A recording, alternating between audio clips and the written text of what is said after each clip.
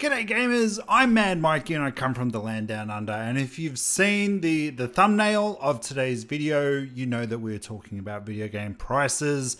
So get ready for an onslaught of my reaction, opinions about the whole matter.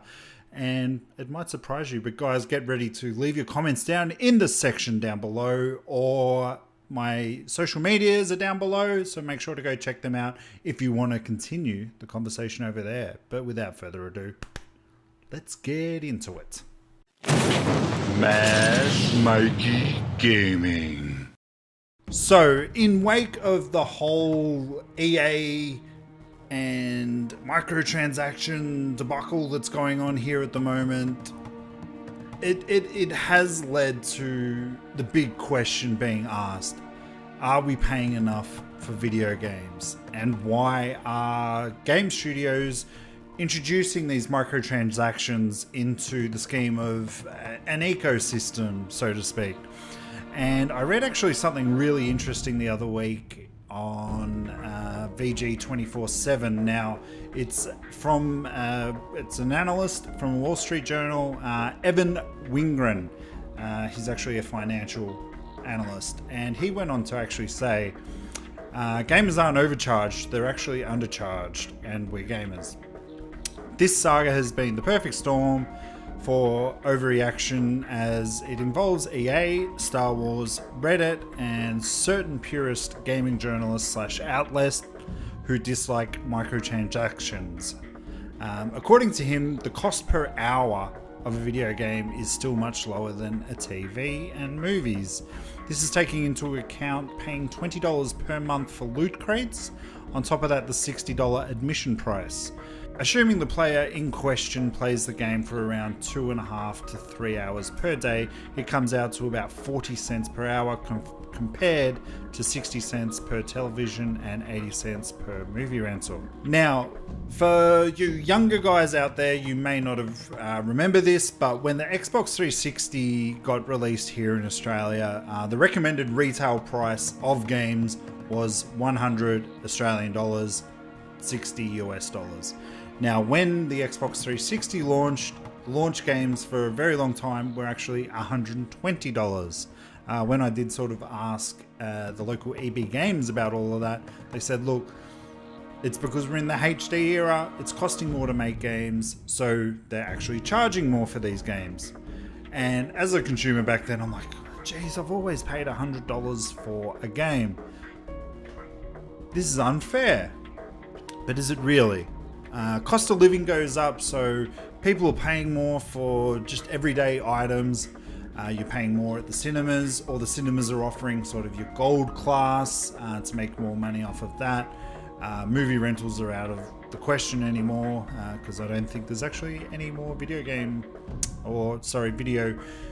DVD rental stores anymore. There are a few, but they are a dying breed at the moment. And I was actually talking to one of my friends at work, and we were sort of discussing this. I said, look, I kind of tend to agree. We don't pay enough for video games. And he sort of had a chuckle at me, and I'm like, well, look, you look at the end of a game when the titles start rolling, all those names going down. That's not just credits. They're people that are having to get paid for the game. And when games take about a year or two to be created, they get paid weekly, they get paid monthly or whatever, and that's a lot of money. Because I know myself, it takes a long time to get through those credits at the end. Now, I'm not defending EA for their pay-to-win tactics in terms of with Battlefront 2. That's not the right way to do it. But if you look at games like Overwatch, like Counter-Strike, those sorts of games, they are doing it right. They're giving you the option to spend more money on the game, or, as I like to say, give back to the developers. Because at the moment, like, Overwatch is probably doing it better than anywhere else. You keep getting all these free things, so you get free maps, you get free new characters, but obviously with that, it costs your time to play the game. Now, there's always the option there, and this was actually raised with myself and my friend. What if you have one price for multiplayer, one price for single player? Now, you can buy the full game or the multiplayer. So if you want to buy just your Call of Duty for its multiplayer aspect and things like that, then you only pay like, say, $50, $40, whatever the price is. Whereas if you want the full experience with the single player and everything, because you've got to pay actors to do that, you've got to do mocap, you pay your full sort of 60 US, 100. I'd even say more. I'd probably say the gaming prices should be bumped up by at least sort of $20 to $30. As much as I probably can't afford that, that's what I think. But in terms of Australian dollars, like when a game launches, a lot of people rag on EB Games because there's a $100 price tag, recommended retail. But then if you go to your big stores like Target, Kmart, Big W, JB Hi-Fi, they are selling games around sort of $60 to $70. In some cases, $80 or $79, as they will make it out to look a bit cheaper. But you have to realize, in terms of EB Games only sell games. Whereas like your other places, they sell a lot of other things. They can put the markup on that. I used to work at a video store and I used to order video games off of there, and I actually used to see the wholesale price. Now the wholesale price on the games back then, and this is going back over 10 years, you were looking from anywhere from about sort of $40 to $50 retail. In some cases there were some that was 60. So the markup that these gaming like EB and other stores are doing, I think we're very well within reason. I said to my boss, I was like, hey, do you mind if I just buy the games from here? He's like, yeah, go ahead. And so I just paid the retail and the postage that he got charged, and I came off better off. So that was really amazing. Over the years, I mean, we're all used to paying for this price, but now you're getting 4K games. Developers are having to develop for a many of consoles. So you've got your Xbox One X, you've got your Xbox One, you've got your PS4 Pro, you have your PS4 normal, you've got PC and all the different specs that need to be created for that. So there is a lot of things in the background that probably us at gamers don't really care about, but it costs money for developers and everybody wants these. And you look at your Steam sales and everything, and you're paying less on PC, which I don't understand, because that's probably the one where you have them have to make more sort of allowances and options there. But in terms of loot boxes and things like that, I think that that's just the way that they're trying to make money without being able to put that extra price on top of the game, and gamers being, no, I'm not paying any extra money for games. But also on the flip side of things, you know, when like a massive multiplayer game does finish up, like I used to play a lot of Star Wars Galaxies. Now, the amount of time and the amount of money that I spent on that game with all of its expansions, and I played a lot of that game. Now I can't play it anymore. All of that money, all of those extra add-ons that I've paid and played to build a character up, I can no longer play. And that is the main issue there.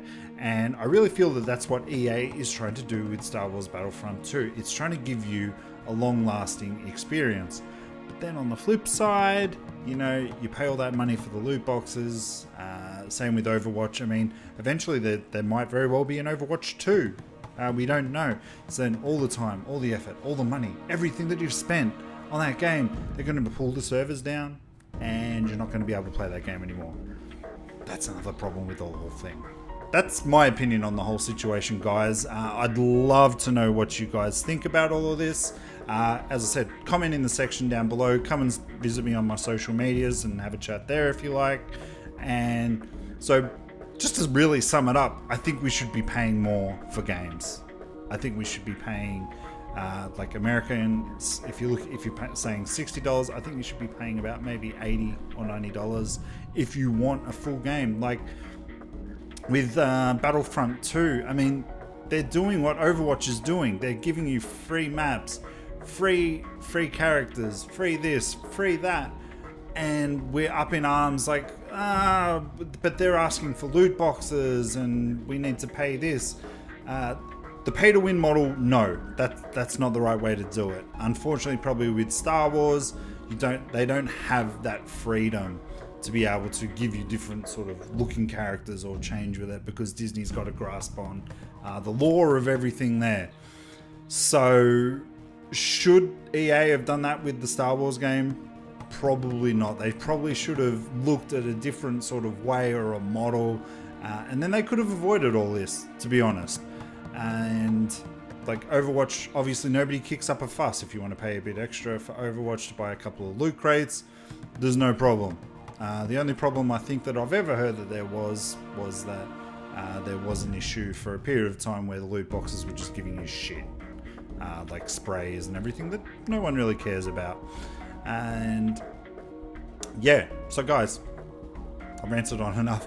Let me know what you guys think. Hope you've enjoyed today's video. Don't forget to like it, share it, subscribe if you do, and I will see you guys when I see you. Maybe not tomorrow because I got basketball, but I hope you're enjoying the games that you are playing, and I will see you probably Thursday, unless there's any breaking news. I always can do after basketball.